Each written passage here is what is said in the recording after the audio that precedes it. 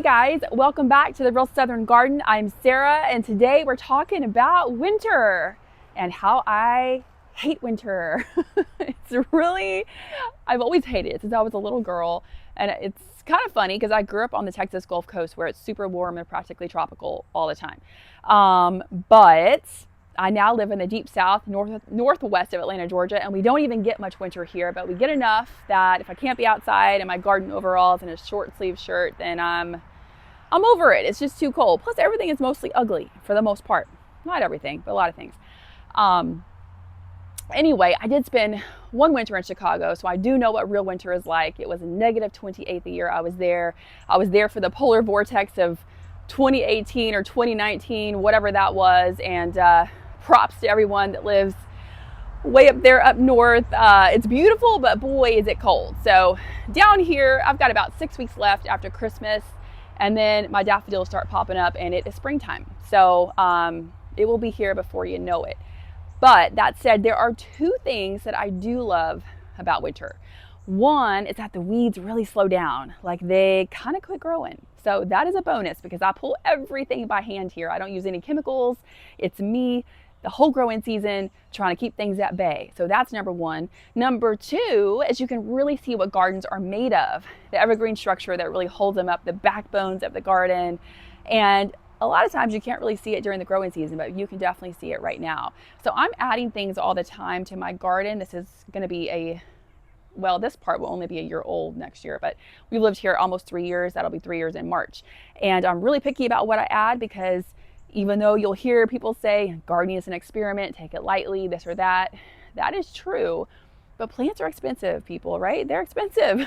So I try to make calculated moves on what I'm going to put in and when I'm going to do it and what variety I'm going to get. So anyway, today I want to take you around my garden and show you my top 5 favorite evergreens, at least for now, in my garden. So let's go take a look and see how all the evergreens are looking. So these are I have a whole video on these, but these are my Rebloom Bloomathon azaleas, and they are evergreen, and they are fabulous.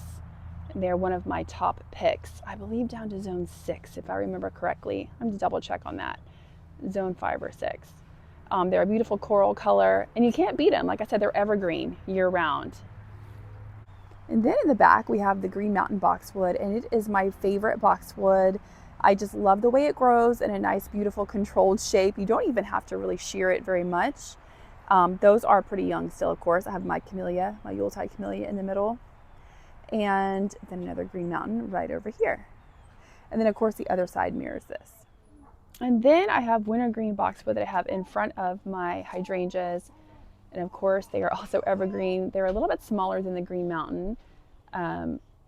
And they just didn't have Green Mountain in a smaller size, and that's why, basically why I don't have them. And also these are going to be good for hedging. Eventually they will spread some, or maybe they won't, but they're supposed to. They're supposed to.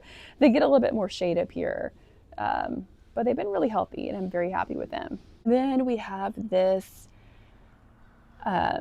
beautiful camellia, early autumn. It is one of the hybrids on the market, and she just blooms her little heart out. She is one of my top evergreens. I love her. If you live somewhere zone 7 to 9, you can have this one. She literally blooms for me from the end of September all the way to Easter, like April. Most camellias don't bloom quite that long. This one does. She's a little crooked here in this pot, the way she's grown towards the light, but that's okay. She's a great plant. So easy care.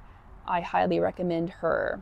It's not a shrub, and this is a new one, so I can't really say it's my top plant because I don't have that much experience with it yet, but these heuchera, for years and years, I just didn't really realize that they were evergreen, and they are in the south if you live in a climate that's warmer, zone 7, 8, 9. What a beautiful, that was my daughter, if you heard her scream, or shout, whatever that was. Beautiful purple color. And I want to get the silver gumdrop. That's another variety that I really want to add up here because I like anything that's white or bright or silvery in a shade garden. It just really, it's eye-catching and it lightens up a space. So definitely want to get some of those in the springtime. But the fact that these guys are evergreen, winner in my book. Then I'm going to take you on a little field trip to the back of our side property. Does that even make sense? the back side. These are our little tea olives, and this is a variety. I will put the name up on the screen. I forget the exact variety. They're not blooming right now because we just had some pretty cold frost, and we're in the 20s. These will bloom when it's not that cold, and they'll bloom 9 months out of the year. It starts with an O. I cannot pronounce this variety, but I got it from Wilson Brothers. They are a nursery down in Georgia, and they smell so good. We lived at a property a couple of years ago before we bought our house. We rented a house in the area because we were trying to figure out where we wanted to live. And anyway, they had these 12 foot, I guess, 12 to 15 foot, maybe taller than that, beautiful tea olives that they used as a divider between the property, between their property and ours. And oh my gosh, the smell was just out of this world. It was just amazing. So one day these guys will get there. They're really small. They've only been planted for a year, and they had a little bit of a struggle this year in the drought. We usually keep this area a little bit more weed eated, but it's winter right now. And this is our neighbor's white pool fence on the other side there. But these are going to be really great one day. They already smell really good now when they bloom. So tea olives definitely hit my top 5 favorite evergreen shrub list. So just to show you, these little guys are my Green Mountain boxwood that I planted 3 years ago, and they were tiny, and they have filled out these containers completely. I mean, these would be worth like $200 a piece now. So, you know, they also grow fairly quickly, the Green Mountain, and they're just so pretty. I don't have to do anything to them.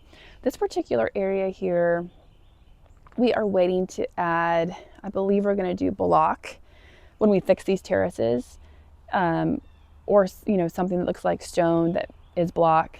This is one of our projects that we have on the table, but I didn't want to plant a lot of stuff here, and that's why I put these little Green Mountains in containers so I could have something back here, but not have to worry about digging a bunch of stuff up or damaging a bunch of plants when we do renovate this area. These, of course, were also the Green Mountain boxwood in the back there that I got those for a really good deal. Just love those boxwood. We also added some to the chicken coop, and we have another set that we're going to be putting out by the front street, the front area where the street is. And then some more heuchera for you. This is, I forget the color of this purple one, but boy, look at that color. It just doesn't even care that it was 20 degrees for like 3 nights in a row. So pretty. And the Dusty Miller, I think it's going to pull through just fine. That perennial.